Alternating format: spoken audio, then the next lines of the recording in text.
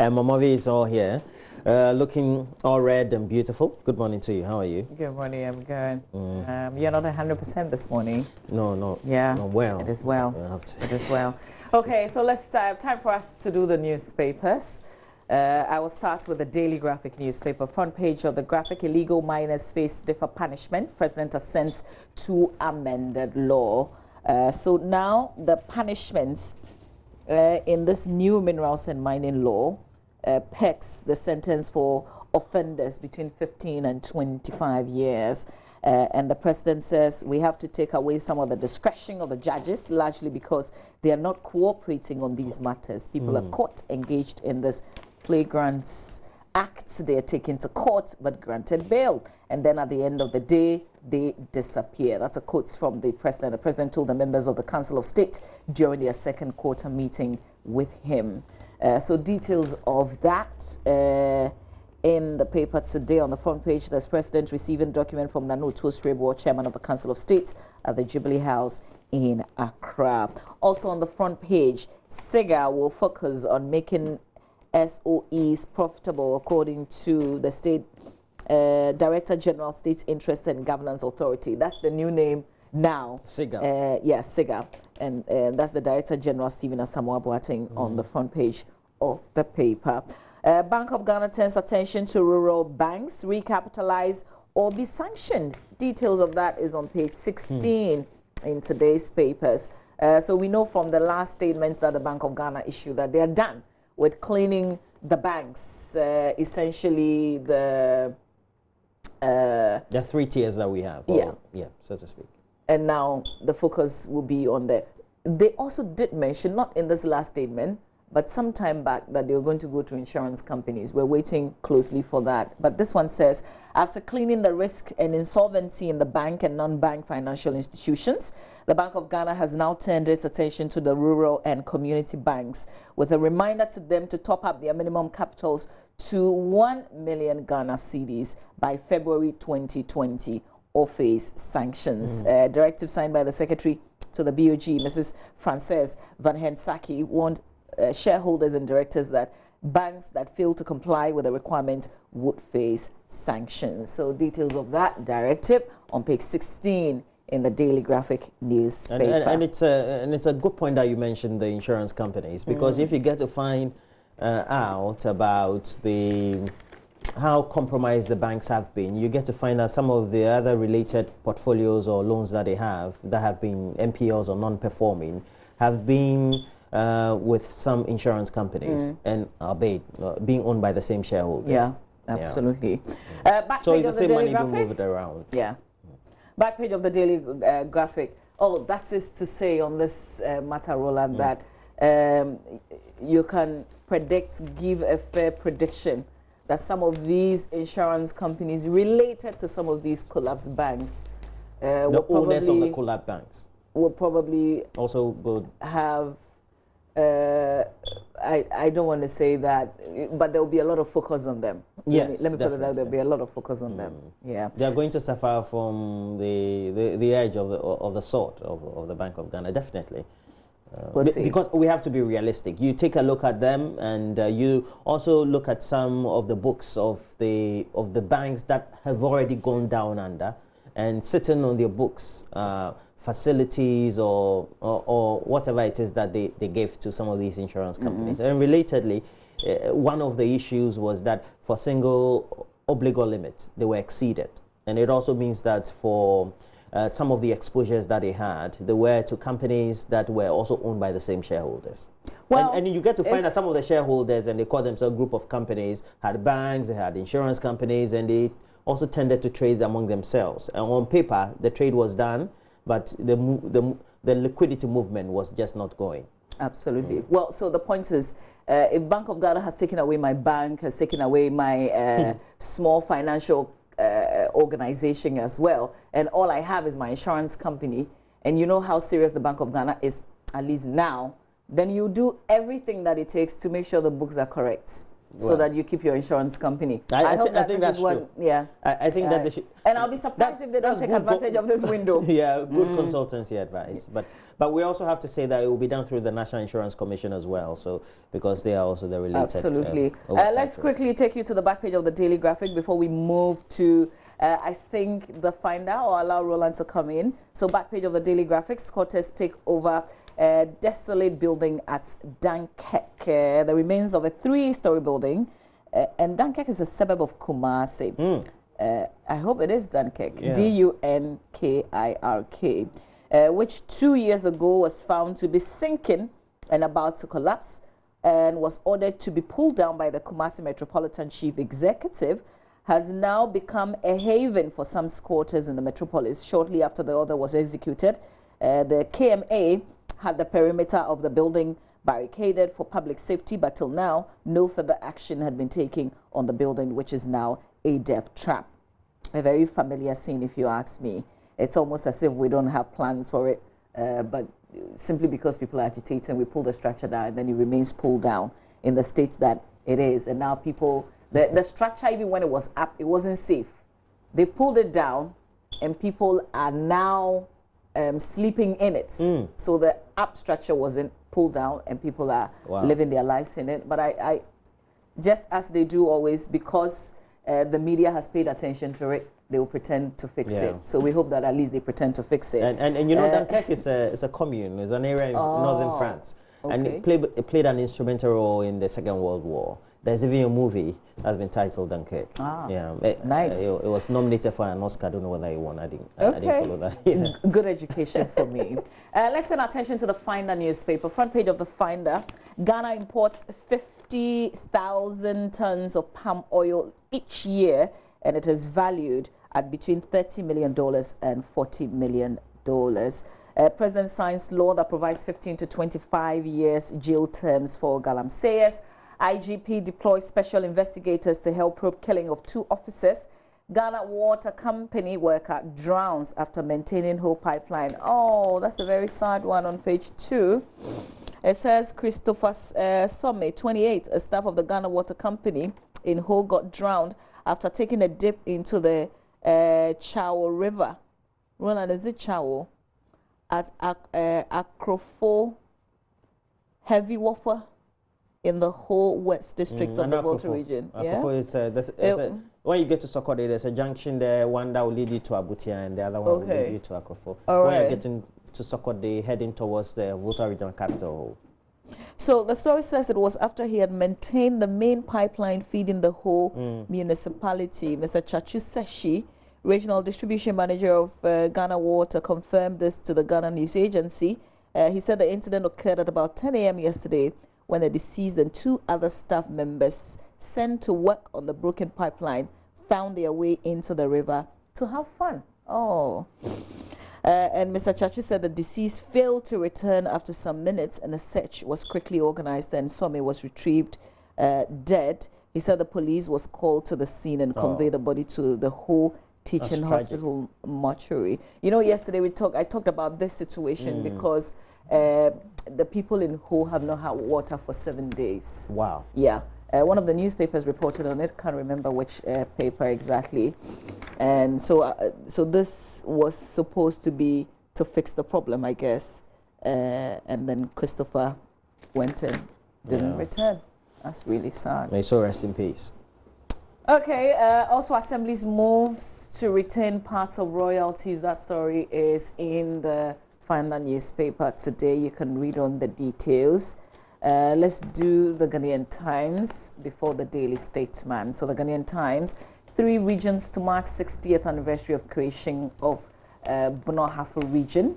6 arrested for diverting cocoa farmers' fertilizer.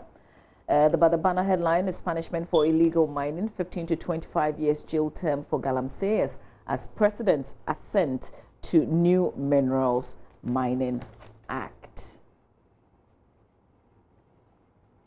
Okay, so Assents, the Daily Graphic has SSENTS, as in ASS, and the Times says ACCENTS. I think it's the SS, which is correct. Yes. All right, back page of the Times. What the Times wrote was wrong. It means accent. Yeah. Back page of the Times, and I hope that they corrected. Back page of the Times. One district, one factory gets 1.7 billion Ghana cedis boosts. Ouch! I said it been a good morning to you. Ghana Japan signed MOU on African health and well-being initiative. These are the two stories on the back page of the Ghanaian Times today. Let me finish off with the Daily Statesman newspaper. Front page: NPP finds its 2020 campaign message. Gabi says banking sector rescue is crucial. Also, Nanabi rips Mohammed's brazen double standards on free SHS. Galamsey is to face at least 15 years in jail. Back page is some sports, and you can check it out. Right. Well, let's take up.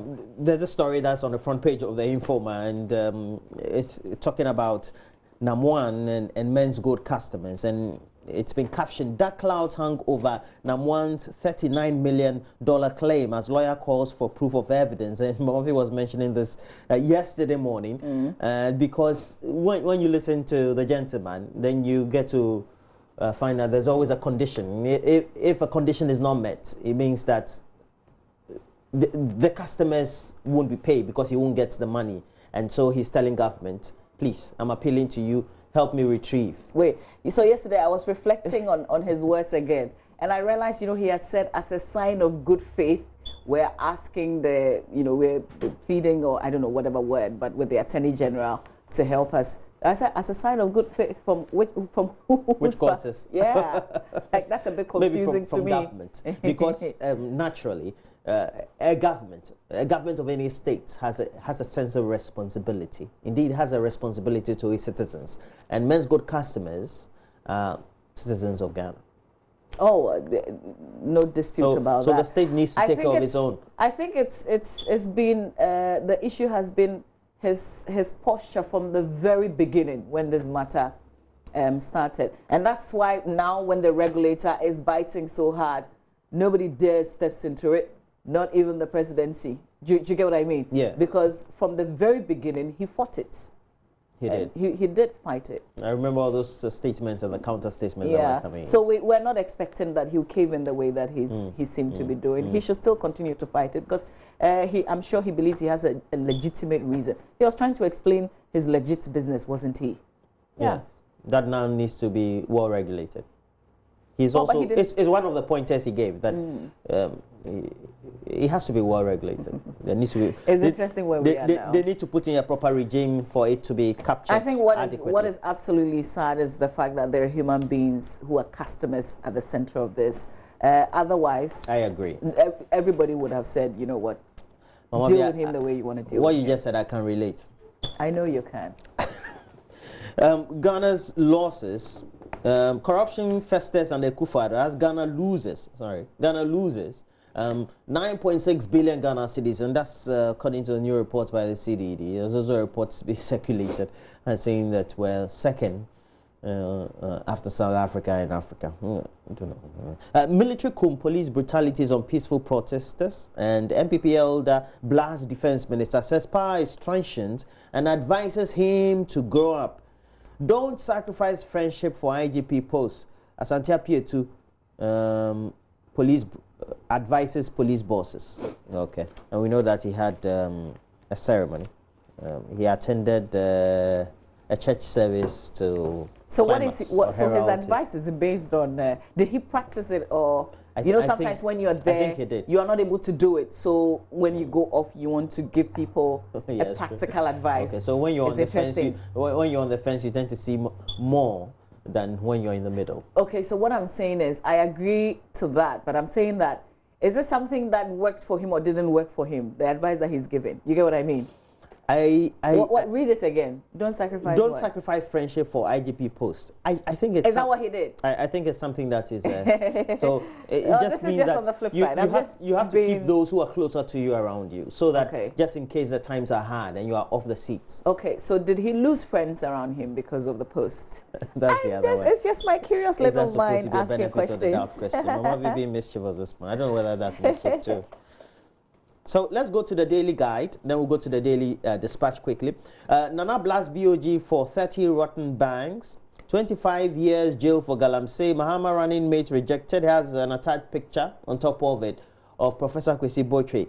Ghana, Russia to sign visa-free deal. And then we have the Daily Dispatch. This one is quite interesting. And we have our economy just hovering around not much of a GDP, and Nigeria also being compared to us. But Nigeria is an economy worth about 500 billion US dollars. It says Ghana 30% interest rates, and Nigeria has an average interest rate of 10%. Oh, Can Japan wants government to help bring down interest rates? And I have to concede, our interest rates. It's too high. Just in case you want to take personal loans, it becomes quite difficult. Yeah. Got 30%. Yeah. If you take 100,000, you're going to pay 30%. That's too much. So that's 30,000, logically. 154,000 customers of collapsed MFIs will not get their 1.4 billion Ghana cedi deposit, according to the receiver.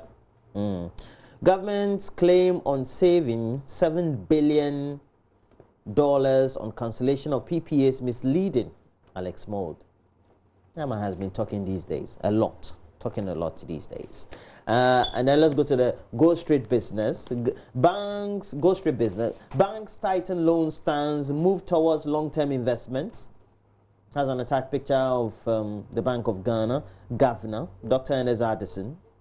Second phase of the Africa Continental Free Trade Agreement implementation commences, and we won the right. We were given the right to host the secretariat right here. I don't know whether that also could influence anything at all. We still need to change the fundamentals of our economy, and then also agree between countries or among countries that we need to trade. Only two SOEs, as state enterprises, have paid dividends for 2018, according to SIGA, and SIGA is replacing the State Enterprises Commission and boxing everything together. The State Enterprises Commission and the DIC, Divestiture Implementation Committee. So they now have SIGA in place. Okay. It's headed by its Director General, Stephen Asamoah Boateng. All right, Mama V. We'll go to myjoyonline.com with the rest of the time that we have. But page 22 of the Daily Graphic, the year of return marked at Jamestown. Roland, you know, there are very big names in Ghana to mark 400 years of slavery. Was it for the same reason that Samuel Jackson? Yeah, Samuel Jackson and Steve Harvey, yes. But yesterday, Danny Glover, the actor, political activist, touched down. Yes, there was a ceremony yesterday. He's producing a documentary too. Oh, he is? Just like Samuel Jackson too. All right. So story says hundreds of African Americans and Africans in the diaspora yesterday joined the chiefs, elders and people of Jamestown in Accra to mark the year of return. Dubbed Jamestown to Jamestown, the event symbolically marked exactly 400 years since the first slave landed on American soil on August 20, 1619. Details of the day that the president was in the mix of things and the known faces in terms of the celebrities. You can see a few faces in the paper, so you can grab. Let's go to myjoyonline.com. Here we go, and this is what's on our page today. All right. Joy News' Dear Nanado captures sleeping rough on streets of Accra. It will air later this evening. I think about 7:20, so make a date and watch. Asante Hene hurt by Asampong Hene's killing. Government introduces one pupil, one cocoa drink policy. Police Diary magazine launched. President nominates Victoria Edu as MCU for Birim Central. We're ready to provide Rosewood corruption evidence to SP. That's the Environmental Investigative Agency saying that to the special prosecutor. NGO calls for laws to punish spouses who stab their partners of sex. Very interesting, and I hope that we get to talk about this sometime. Eastern Region Police shoot car snatching suspect. I'm sure there's a story to death. You have to heal 100% so we can have this conversation. It will be exciting. New curriculum, critical thinking children can now challenge teachers. That's according to the Executive Secretary of the National Council for Curriculum and Assessment.